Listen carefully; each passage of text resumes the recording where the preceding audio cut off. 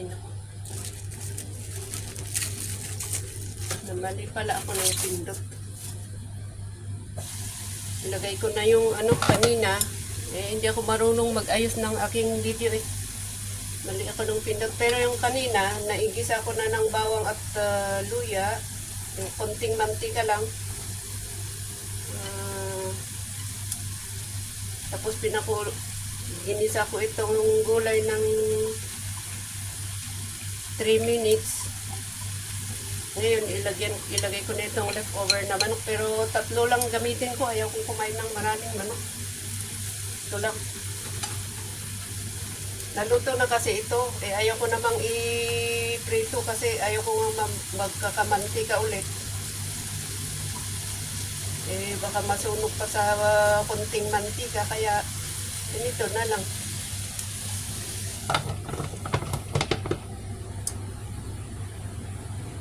Hinaan ng apoy. Tapos itong kanin ko, baka 3 beses o 2 beses, depende kung gutom na gutom ako, baka 2 times, 2 beses ko itong kainin ngayong lunch at saka mamayang hapunan. Pero minsan 3 beses. Tingnan ko muna mamaya. Marami yung ulam ko baka marami itong ulam ko, siguro 3 beses ko itong rice hanggang bukas ng tanghali ulit. Ito yung hindi ko ginamit lahat hindi ko nilagay lahat yung kanin. Yun, may balat-balat pa. Ayoko yun. Ito di ko nilagyan ng asin na kasi may lasa na yung manok. Basta umiiwas kasi ako sa mga sa maalat at saka mamantika. Wow, luto na. Sa akin, masarap na to. Kasi nga, ayaw ko yung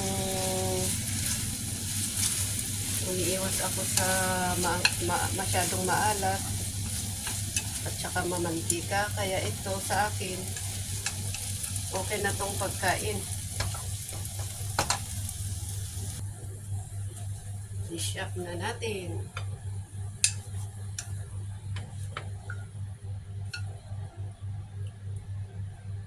For me, this is yummy.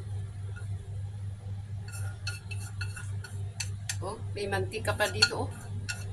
Pwede nga lang i-boil po, pero yung bawang kasi kailangan ng konting mantika. Yes. Thank you. Salamat sa panonood. See? Ito pala ay sayote at saka carrots.